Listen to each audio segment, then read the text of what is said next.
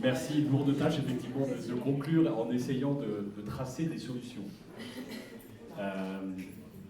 Par quoi je vais commencer? Peut-être par la fin, par la question migratoire. Ça a été très bien dit, il y a plein de choses que vous avez dit, que j'aurais dit aussi. On s'attend à avoir les projections, et c'est toujours difficile les projections, hein, 1 milliard 500 millions de déplacés climatiques entre 2050 et 2060. Aujourd'hui, il y a à peu près 230 millions de migrants à travers le monde. Donc vous voyez bien le delta que ça peut faire entre la situation actuelle et la situation qui risque d'arriver compte tenu du changement climatique. J'ai adoré, d'ailleurs j'aimerais bien avoir quelques cartes qui étaient là tout à l'heure, parce que, non, pas diffuser maintenant, vous embêtez pas, mais par la suite, pour venir étayer un certain nombre, parce qu'on a besoin des fois d'argumentaires forts pour contrecarrer un certain nombre de positions qui sont prises. Mais cette carte qui nous dit, là en fait, on va faire bon vivre sur la Terre, une fois que les changements climatiques auront eu lieu. Et c'est bien la question qu'il va y avoir, c'est comment on va vivre sur une partie de planète si on ne prend pas les devants, comment on va se partager cet espace avec une population mondiale qui va augmenter jusqu'en 2060, on estime qu'après ça se stabilisera, voire ça redescendra, parce que vous savez que plus un pays se développe, plus il y a de l'éducation moyenne d'enfants par foyer, donc tout ça est un pic et qui redescendra par la suite. En tout cas, il va falloir qu'on partage nos ressources. Et la ressource terre, la ressource du lieu est une de ces ressources. Sur les migrations aujourd'hui, moi je fais partie de ceux qui ne suis pas favorable à une migration, à classifier une migration climatique. Parce qu'effectivement, les causes sont compliquées à savoir, et vous avez parfaitement repris l'exemple de cet agriculteur africain qui aujourd'hui ne peut plus vivre de son métier parce que le changement climatique fait que il ne peut plus en vivre, donc il va chercher ailleurs à pouvoir faire son métier. Donc c'est compliqué. Nous, on considère que c'est un migrant économique quand il arrive, parce qu'il vient chercher du boulot, mais en fait, au départ, c'est un migrant climatique. Et puis, je ne voudrais pas, parce que c'est déjà très compliqué aujourd'hui, qu'on fasse des catégories de bons réfugiés, de mauvais réfugiés, de bons migrants ou de mauvais migrants. On a déjà beaucoup de mal à faire passer l'idée que ces gens-là, ils ne sont pas venus par plaisir pour la plupart d'entre eux, parce qu'ils ont dû quitter leur terre. On ne le fait pas. Nous, on peut le faire avec on peut se dire, tiens, je vais aller tenter une expérience 2 ans là-bas, je vais aller faire un break dans mes études et passer une année aux États-Unis ou je ne sais pas où. Eux, ils n'ont pas cette capacité-là parce qu'en fait, leur passeport ne leur donne pas le droit à aller dans ces pays pour une période donnée et pouvoir revenir chez eux. Et l'article 13 de la Déclaration universelle des droits de l'homme, effectivement, est parlante à ce niveau-là. Donc je ne suis pas favorable à ça, il faut qu'on y travaille. Malheureusement, aujourd'hui, l'ambiance fait qu'on n'est pas à étendre en plus l'accueil, on est à restreindre, et même au niveau européen, puisqu'on est en pleine négociation aujourd'hui des textes européens qui régissent la migration, on est en négociation aujourd'hui avec le Conseil, et ces discussions sont extrêmement compliquées.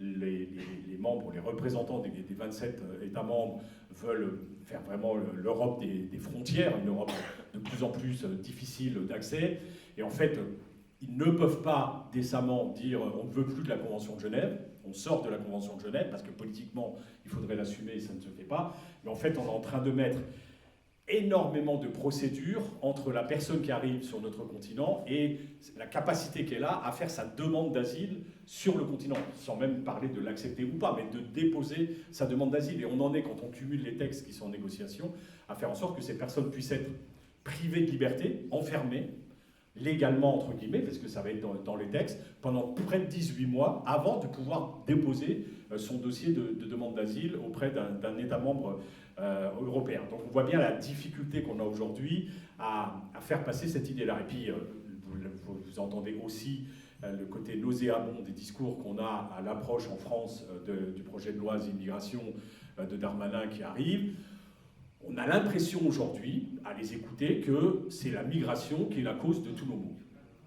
On a l'impression que c'est à cause des migrants que notre système de l'hôpital public est en train de s'effondrer en France. On a l'impression que c'est la migration qui est responsable du fait que l'éducation nationale est au plus mal depuis des années. On a l'impression que c'est la migration qui est responsable de l'inflation qu'on connaît aujourd'hui à cause de multimilliardaires qui s'en mettent plein les fouilles, mais on rend responsable la migration, puisque c'est le seul sujet, en fait, dont on veut débattre. On veut absolument un texte à l'Assemblée nationale pour faire en sorte qu'il y ait moins de migrants qui arrivent chez nous, de rendre l'accès plus difficile. On a l'impression presque que c'est les migrants qui sont responsables aussi du changement climatique. Donc tous les maux que l'on rencontre aujourd'hui, on rend responsable, on s'en sert des boucs émissaires de ces migrants. Or, ils sont responsables de rien. Au contraire, ça a été dit. Eux, ils subissent nos aléas, parce que dans ce qui a été dit sur le réchauffement climatique qui prive un certain nombre là-bas de travailleurs de leur métier, il y a d'autres choses. Il y a les accords commerciaux, par exemple, que l'Union européenne passe avec un certain nombre de pays. Je prends l'exemple du Sénégal, par exemple. On a un accord de pêche Union européenne-Sénégal qui permet aux gros chalutiers européens d'aller pêcher, dans les eaux territoriales sénégalaises. Et en fait, on est en train de priver, de piller toute la ressource halieutique du Sénégal, ce qui fait que les petits pêcheurs du coin, ils n'ont plus rien dans leur filet aujourd'hui, et donc ils partent. Et au mois de juin, il y a une embarcation avec 100 Sénégalais qui partaient pour aller au Cap-Vert, qui a fait naufrage. Il y en a 60 d'entre eux qui sont décédés, que des pêcheurs sénégalais qui venaient à peu près du même endroit au Sénégal. Donc c'est une des conséquences. Un deuxième exemple pour illustrer ça, c'est que lors de la dernière COP climatique, l'Union européenne a signé un contrat avec la Namibie. On lui rachète toute l'énergie renouvelable que la Namibie va produire pour la transformer en hydrogène.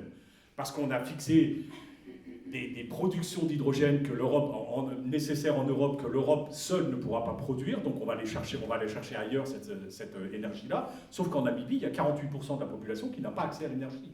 Donc on va entretenir des populations dans la précarité, les priver d'accès à l'énergie pour satisfaire nos besoins à nous, soi-disant de sociétés développées, etc. Si on peut parler de développement dans ce cas-là. Donc là aussi, les conséquences de nos choix de vie, de nos modes de vie, les conséquences que ça peut avoir sur ces pays-là, et donc sur ces populations qui, à un moment, elles iront chercher mieux ailleurs, et l'Europe attire un certain nombre de personnes. Elle attire en partie. Il faut rappeler quand même, et ça c'est important dans les débats qui arrivent, 87% des migrations se font dans les pays limitrophes aux pays quittés. Donc ça veut dire très peu finalement qui arrivent, et quand je dis il n'y en a que 13% donc qui migrent vers d'autres continents, c'est pas que vers le continent européen, c'est aussi vers le continent américain, sud-américain ou en Asie de l'autre côté. Donc très peu de personnes arrivent chez nous, et on a quand même les capacités. Lampedusa, qui a défrayé la chronique il y a 3 semaines à peu près, avec les 10 000 personnes qui sont arrivées, 10 000 personnes, franchement, sur 467 millions d'Européens, c'est quand même une goutte d'eau. Hein. 15 000, entre 10 et 15 000, c'est même pas le stade de l'épopée ici à Calais. Hein. On peut se dire qu'en Europe, on peut les accueillir, ce nombre de personnes-là, sans difficulté. Non, on en a fait tout un plat. Tous les fachos d'extrême droite de l'Europe sont allés à Lampedusa faire des photos devant ces personnes qui arrivaient. Enfin voilà, la manipulation qu'il peut y avoir autour de la migration. Et comment on utilise la migration pour en fait détourner le regard et l'attention de la grande partie du public à la télévision et autres des sujets fondamentaux qui sont effectivement comment on lutte contre le changement climatique, quels moyens on met derrière pour éviter ces phénomènes-là, pour s'attaquer aux causes et pas aux conséquences, comment on fait pour résoudre la distribution des richesses par exemple, parce que c'est un vrai sujet aujourd'hui aussi. On voit que les riches sont de plus en plus riches et on ne les taxe pas, on n'arrive pas à taxer les multinationales, on ne taxe pas un certain nombre de personnes, parce que cet argent-là que les États perdent en fait, c'est moins d'argent dans les services publics, c'est plein de choses dans nos sociétés qui permettront d'arriver à vivre mieux tous ensemble. Voilà un peu la responsabilité qu'on incombe aux migrations et comment, pour moi, le changement climatique est un des éléments, et comme le reste, dans les phénomènes de migration. Sur la lutte contre le changement climatique. Alors chacun à son niveau, on peut faire. Alors, il y a le niveau individuel, on ne revient pas dessus, je suis sûr que dans cette salle, tout le monde fait ce qu'il faut pour ça. Il y a le niveau des collectivités locales, les villes, elles peuvent s'engager, elles peuvent mettre un certain nombre de choses en place, sur la mobilité, sur l'alimentation, sur l'habitat, sur l'énergie. Voilà, ils peuvent décider que pour leur éclairage public, ils prennent de l'énergie renouvelable, de baisser la consommation énergétique, d'isoler les bâtiments publics. Voilà, il y a plein de choses que les collectivités peuvent faire, d'engager, de mettre en place des dispositifs pour que les habitants puissent aussi réhabiliter leur maison, même si c'est compliqué pour les gens qui ont des faibles revenus, même s'il y a des aides derrière. Le delta, ces personnes-là ne sont pas capables de le mettre, et là, ça devrait être des politiques d'État qui viennent derrière. Sur la mobilité, alors je vois ici le baromètre des villes marchables en 2003 que Calais est la 208e sur 236. Effectivement, la qualité de la marche en ville est quelque chose qu'il faut travailler, et donc on peut améliorer ça, on peut améliorer la pratique de mobilité douce, comme le vélo, par exemple, derrière. Enfin, il y a plein de choses à mettre en place. Il y a aussi le transport public à développer de manière de manière très forte, parce que bien souvent ces réseaux sont mal faits, sont sur d'autres procédés, donc il faut qu'on les fasse évoluer. Bref, les villes ont énormément, alors par exemple, moi sur l'alimentation, c'est les cantines bio, c'est toute la restauration collective locale qui peut être bio locale, c'est des leviers en fait pour mettre des gens à la culture bio, à l'agriculture bio autour des collectivités. Donc c'est véritablement les marchés publics, des vrais leviers pour arriver à changer les choses. Et puis après, il y a l'État. Enfin, il y a d'autres, les autres échelons que peut être la région sur l'occupation des sols, sur un certain nombre de choses comme ça. Et puis après, il y a l'État qui, lui, a une énorme responsabilité dedans, parce qu'il doit fixer un certain nombre de règles et de normes sur, par exemple, l'artificialisation, artificialisation nette. Et on voit bien comment, aujourd'hui, les gouvernements reculent sur un certain nombre d'engagements. Et là, l'État fait défaut. C'est pour ça qu'en 2018, j'ai porté plainte au Conseil d'État contre le gouvernement français pour son inaction en matière de lutte contre le changement climatique, et qu'on a gagné, c'était avec Corinne Lepage, qui était l'avocate de la ville, et on a gagné contre l'État, au Conseil d'État. Alors, on ne gagne pas d'argent, c'est pas ce qui a été demandé, c'est que l'État respecte, l'accord de Paris quand même, on a signé des accords, si c'est pour s'asseoir dessus après, ça ne sert à rien, un certain nombre aussi de directives européennes que l'État français a fait, puis les propres lois françaises, comme la stratégie, j'oublie toujours son nom, la stratégie zéro carbone, c'est celle-là? Non. Comment? Stratégie nationale bas carbone. Voilà, stratégie nationale bas carbone, qu'il ne respecte pas dans ses engagements, ou au niveau européen, par exemple, c'est le pourcentage dans le mix énergétique d'énergie renouvelable. Voilà, la France fait défaut dans plein de secteurs. La France a donc été condamnée au Conseil d'État une première fois. Il devait remettre un plan dans les 6 mois qui viennent pour pouvoir corriger les erreurs où ils n'étaient pas là. En fait, ça a été jugé 1 an après. Il a été redit que la nouvelle copie n'était pas non plus à la hauteur des engagements et qu'il fallait qu'il fasse. Donc c'est une victoire presque, j'allais dire symbolique, mais que l'État n'aime pas quand même, de se voir condamné par le Conseil d'État, qui est la plus haute juridiction administrative, sur son incompétence finalement à mener à bien la lutte contre le changement climatique. Et je pense qu'à un moment, c'était à faire, comme il y a eu la plainte après de l'affaire du siècle au tribunal administratif, je pense que ces plaintes-là, un jour on pourra les ressortir pour la responsabilité assumée. Parce que ce qu'on n'a pas dit tout à l'heure, c'est le coût aussi de ces drames qui risquent d'arriver si la digue des Alliés à Dunkerque qui a rompu en 1953, ça a créé d'énormes dégâts à la collectivité. Et à chaque fois, les tempêtes ou les événements climatiques qu'on a pu voir aussi dans le sud de la France, dans la vallée de la Roya, il y a 3 ans maintenant ou 4 ans maintenant, ça a été des milliards d'euros finalement d'argent public qui vont être dépensés pour refaire les routes, pour refaire un certain nombre de choses et pour indemniser les personnes qui ont perdu leur maison dedans. Et ça, c'est une dimension, à un moment, on dira, eh ben oui, mais l'État a été condamné, il ne l'a pas fait, il y a sa responsabilité qui sera en jeu derrière. Et puis, parce qu'en fait, souvent, en fait, ce qu'on l'on demande va nécessiter de priver des rentiers de situation de leurs recettes, en fait. Et aujourd'hui, on en est à un endroit où, en fait, on continue de laisser les modèles de production. Je prends un exemple pour illustrer ça. Moi, pendant longtemps, j'ai discuté avec ArcelorMittal sur le fait qu'ils devaient réduire leurs émissions de CO2. ArcelorMittal Dunkerque, ils font 7 millions de tonnes d'acier par an, ils émettent à peu près 13 millions de tonnes de CO2. C'est 2,5% des émissions de la France uniquement sur cette usine-là. Et il faut qu'à un moment, ils mettent en place des dispositifs pour réduire leur production d'émissions de CO2 à la tonne d'acier qu'ils produisent. Donc on peut aussi baisser le tonnage, on peut réduire les besoins dont on a besoin, mais on aura toujours besoin d'acier pour faire une table, une chaise ou des choses comme ça. Donc même si on réduit, il faut qu'on réduise à la tonne produite. Et ils me disaient mais c'est pas possible, on n'y arrive pas. Or, il y a aujourd'hui, on le sait, il y a des process industriels qui ont été mis au point en Suède, qui fait un acier zéro carbone, qui n'émet pratiquement pas de CO2 à la tonne d'acier produit. Et j'ai fait faire une analyse en tant que député européen sur quel était le coût réel d'une tonne d'acier produite comme ArcelorMittal aujourd'hui, et quel est le coût réel d'une tonne d'acier produite avec un acier zéro carbone. Parce qu'en fait, dans l'acier qui est produit aujourd'hui, il faudrait mettre dans la comptabilité publique ce qu'on appelle les externalités négatives. C'est-à-dire que avec ça, vous avez de l'émission de CO2 qui va générer du risque climatique, il y a des émissions de poussière avec des problèmes d'asthme, de santé, etc. Il y a de la pollution de l'eau, il y a de la pollution de l'air, il y a plein de choses dedans.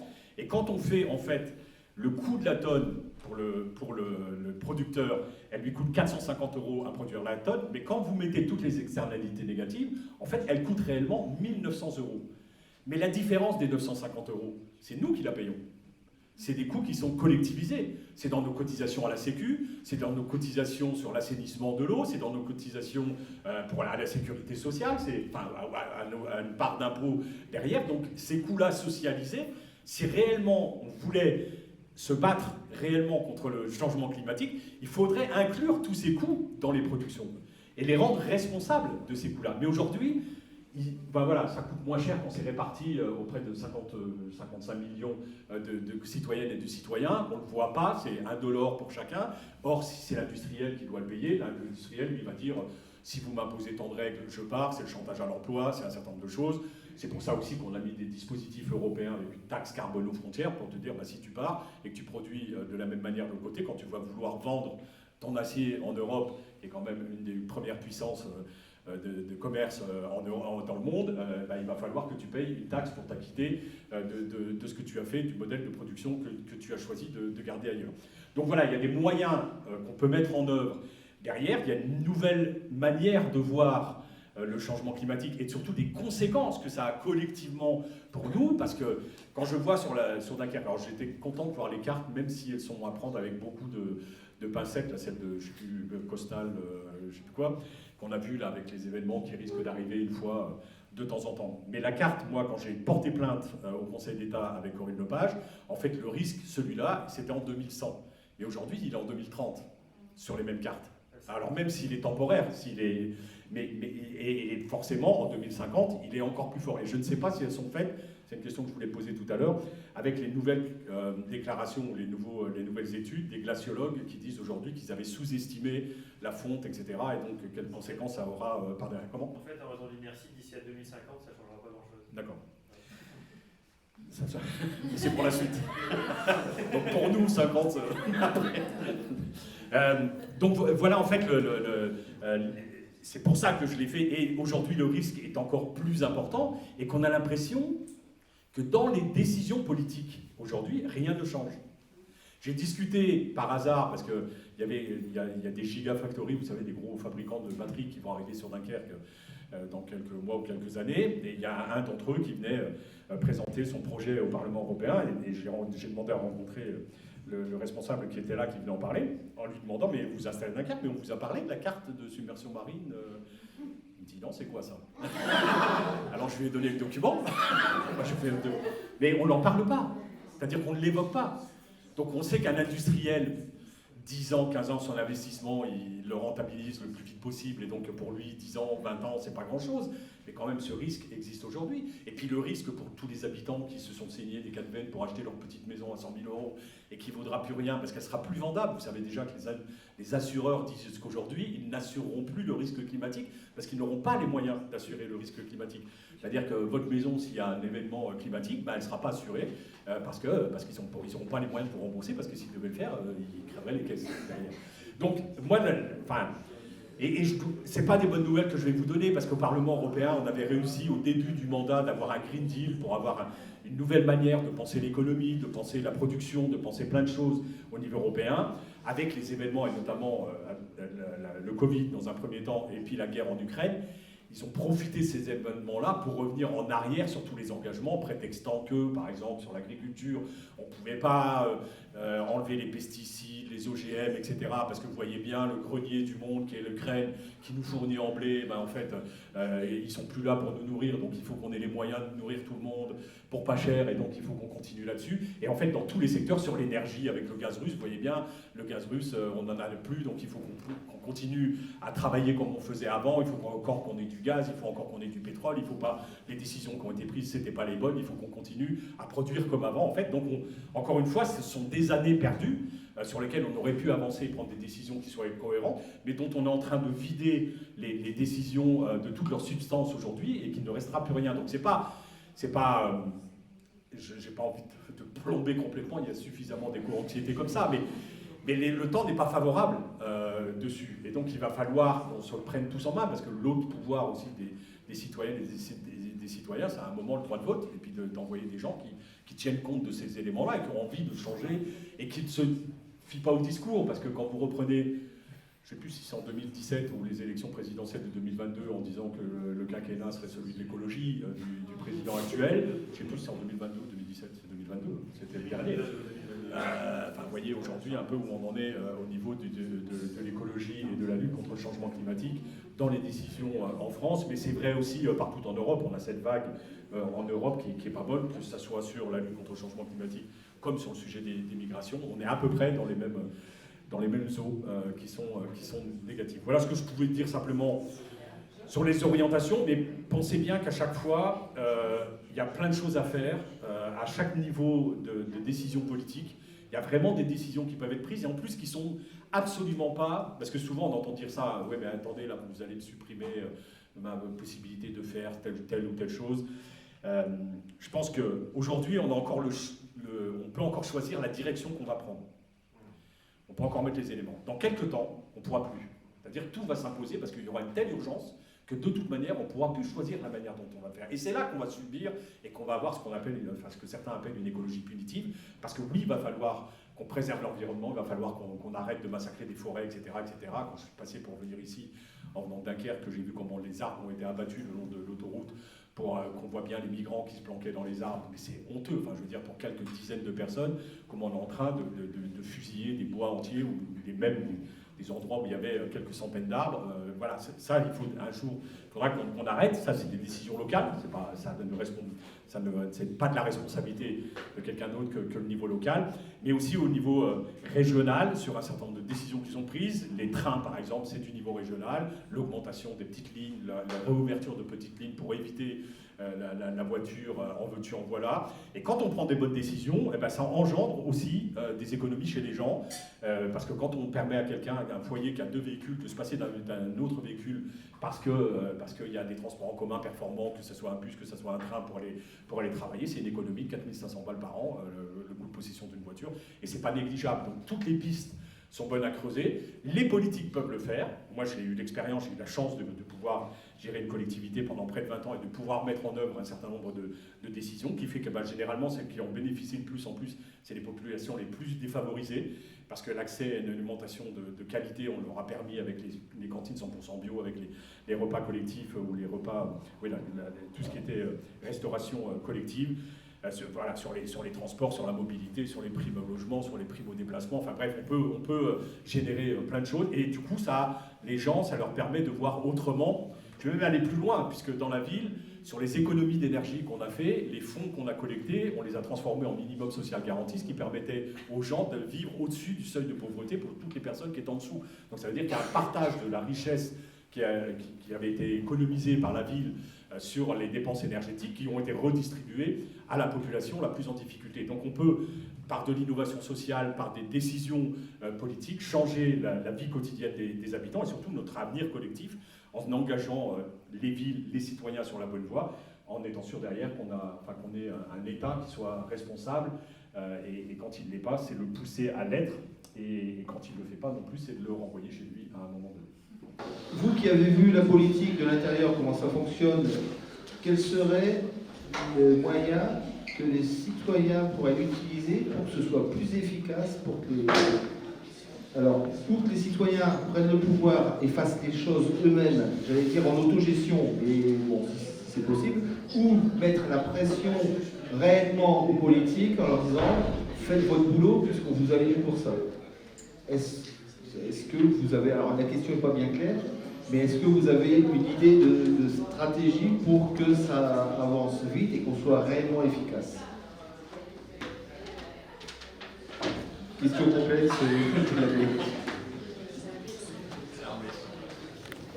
Je ne peux pas répondre comme ça, je l'ai dit tout à l'heure, il y a quand même les gens qu'on met au pouvoir, qui ont cette responsabilité, donc c'est la première levier d'action.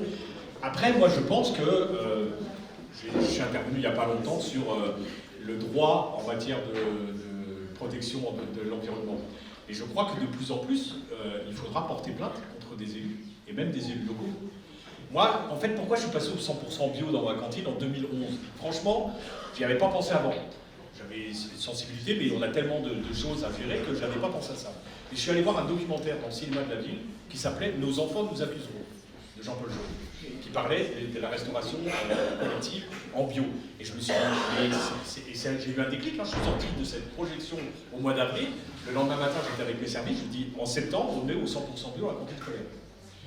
C'est parce que il fallait qu'on y passe. Parce que je pense qu'à un moment, oui, on sera attaqué, les élus, les décideurs politiques, de ne pas avoir pris les décisions. Et peut-être qu'un jour, la responsabilité pénale des élus sera mise en œuvre. Et je le souhaite.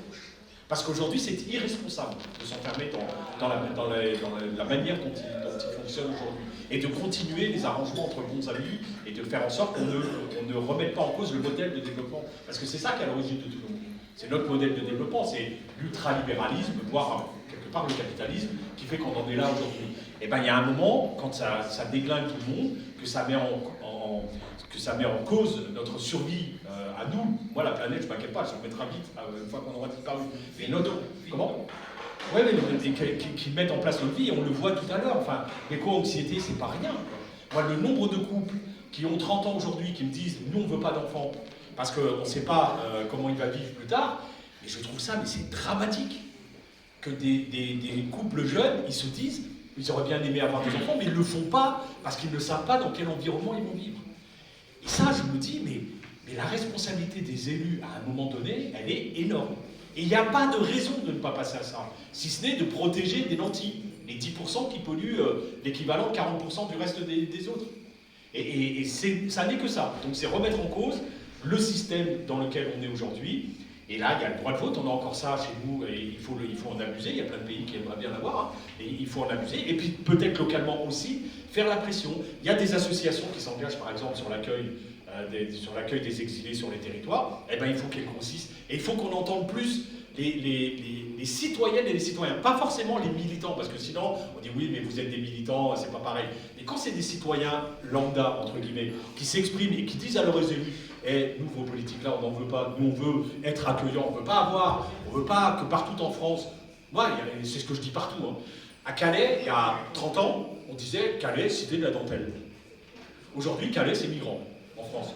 Bonjour l'image, en termes de ce qu'on appelle du marketing territorial, parce que c'est aussi ça qu'il y a derrière. Pourquoi les élus ne disent pas à des industriels qui vont s'installer qu'il y a un risque de submersion, ou pourquoi ils disent aux gens qui veulent construire, le risque de submersion, on n'en parle pas? Parce qu'ils font du marketing territorial, et que si vous dites à votre population qu'il y a un risque de submersion, tout le monde va vouloir se barrer, ou tout le monde va leur dire, mais qu'est-ce qu'on fait pour nous, quoi? Parce que ma maison, moi je vais payer 400 000 €, et comment je vais faire si elle est plus vendable demain? Donc ils ne veulent surtout pas avoir ça à gérer derrière. Et donc c'est un manque de courage politique des élus, qui devraient se liguer aussi contre les instances étatiques en France et européennes, parce qu'il y a des responsabilités, même si, enfin voilà, les pays développés c'est un peu large, on a vu 24%, plus 20%, enfin plus les 20% des 40% des pays asiatiques à qui on confie nos modes de production. Mais là-dessus, il y a des responsabilités qu'il faut mettre en œuvre, et à un moment, il faudra saisir la justice. Comme moi je l'ai fait quand je l'ai porté plainte contre l'État, on m'avait dit t'es un complètement fou. Après ils vont te sucrer tes subventions pour la ville, etc. Mais à un moment il faut bien qu'on le fasse. C'est comme quand j'ai décidé d'accueillir et de faire un camp à ça, j'ai vu la presse qui me disait mais monsieur vous vous rendez compte que c'est un suicide politique. Je leur dis mais pourquoi c'est un suicide politique? J'ai des convictions et je vais au bout de mes convictions. Après on l'explique aux gens et ça passe. Pareil sur le changement climatique. Il n'y a pas plus intelligent qu'un habitant. Vous lui expliquez les choses, il comprend tout le temps, sur tous les sujets, si vous lui donnez les bonnes informations. Et donc ils seront d'accord pour y aller dans ce sens-là. Si vous travaillez bien avec la population, et pas si vous liguez une population contre une autre sur votre territoire. Mais il y aura des vraies responsabilités, donc droit de vote, et puis à un moment, pression aussi sur les élus locaux, parce qu'ils sont trop inactifs aujourd'hui, que ce soit dans l'accueil des exilés, comme sur la lutte contre le changement climatique.